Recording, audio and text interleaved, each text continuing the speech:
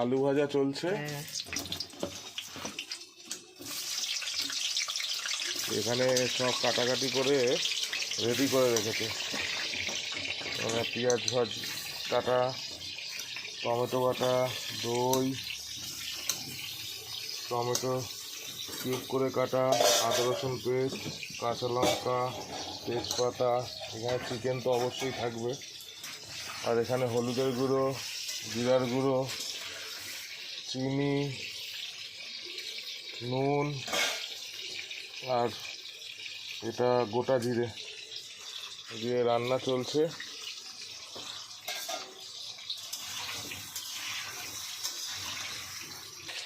তো আলু ভাজা চলছে, আপনারা দেখতেই পাচ্ছেন।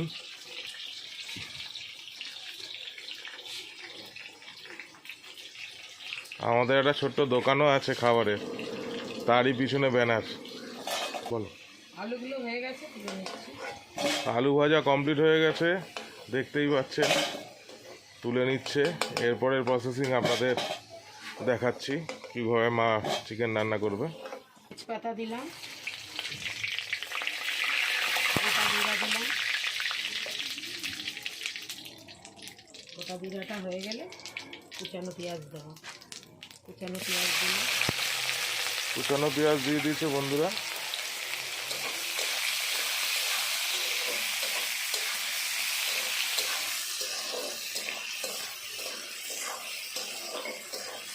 পেঁয়াজটা ভাজা হোক, ততক্ষণ আপনাদের আমার ঠাকুর ঘর দেখিয়ে নিয়ে আসছে।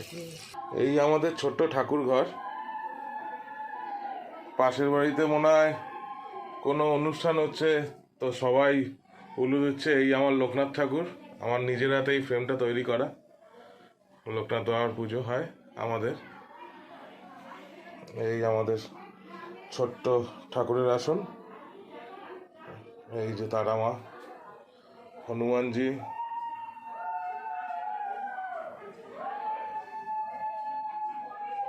কি চিৎকার করছে সবাই, উলু দিচ্ছে।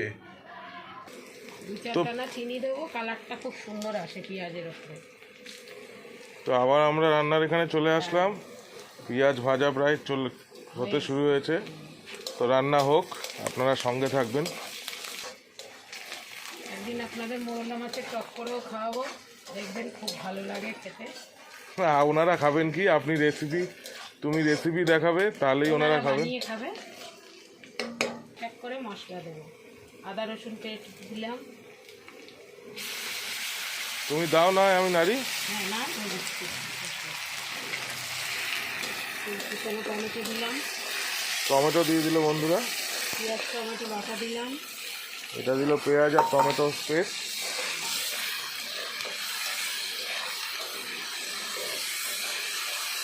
হলুদ দেবো, হলুদের গুঁড়ো দিয়ে দিল। লঙ্কার গুঁড়ো দেবো, লঙ্কার গুঁড়ো দিয়ে দিল। স্বাদ অনুযায়ী নুন দেবো। স্বাদ অনুযায়ী নুন দিয়ে দিল। দেখে দিয়ে দেবো। আপনারা নিশ্চয়ই দেখলেন একটা ছোট্ট বেজি। বেজির প্রচণ্ড উৎপাত আমাদের এখানে। ছোট্ট একটা বেজি আমার এখান দিয়ে চলে গেল। তাহলে হোক বন্ধুরা, আমরা আবার ফিরে আসছি। মশলা কষানো চলছে বন্ধুরা।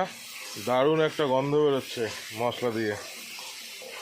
মশলায় প্রায় তেল বেরিয়ে এসছে। এবার এই সময় একটু দই দেবো। তো দই দিয়ে দেবে, আর একটু কাঁচা লঙ্কা দিয়ে দেবো, আর কাঁচা লঙ্কা কুচি।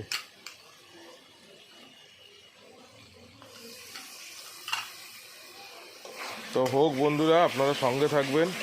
আর আমি এই প্রথম ইউটিউবে ভিডিও করছি, যদি কিছু ভুল হয়ে থাকে তো ক্ষমা করবেন। মশলা প্রায় কষে এসছে। মাংস দেবো। মা মাংস দিয়ে দিচ্ছে। মাংস দিয়ে এবার একটু কষিয়ে নেবে।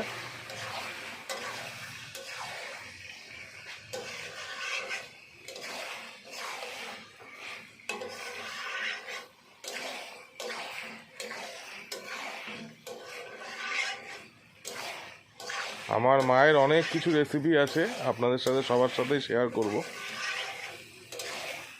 মায়ের কাছে অনেক রান্না আছে যা আমরা খেয়ে এত বড় হয়েছি, আপনারাও দেখতে পাবেন।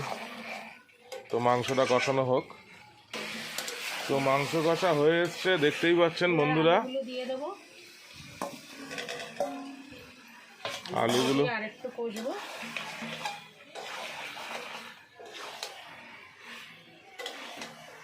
আজকের একটু হালকা করেই রাখবো, শিবরাত্রির উপোস করেছে সবাই, ওই জন্য বেশি মশলা দেবো না। শিবকে সুখী করে আমাদের নারায়ণকে কষ্ট দিচ্ছে।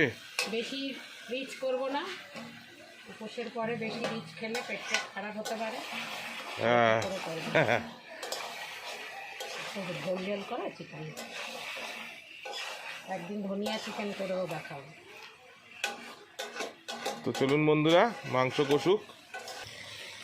তো দেখতেই পাচ্ছেন মাংসর থেকে তেল বেরিয়ে এসছে, মাংস কষা প্রায় হয়ে এসছে।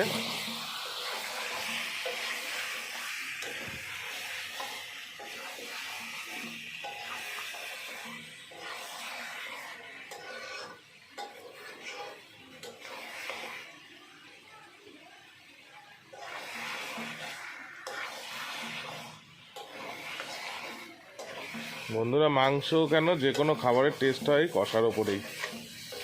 যত সুন্দর জিনিস কষবে তত ভালো টেস্ট হবে।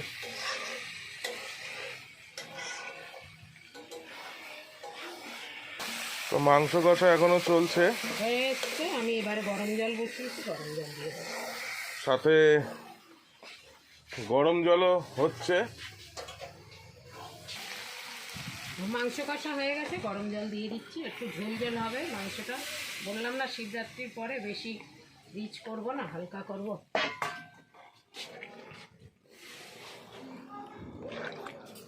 তো জল দিয়ে দিল, দেখতেই পেলেন বন্ধুরা।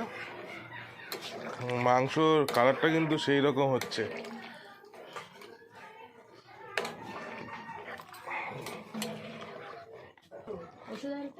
তো বন্ধুরা, মাংস আমাদের প্রায় রেডি হয়ে গেছে। এবার ঘি গরম মশলা দিয়ে নামিয়ে নেব। মা ঘি দিচ্ছে। একটু গরম মশলা দেবো।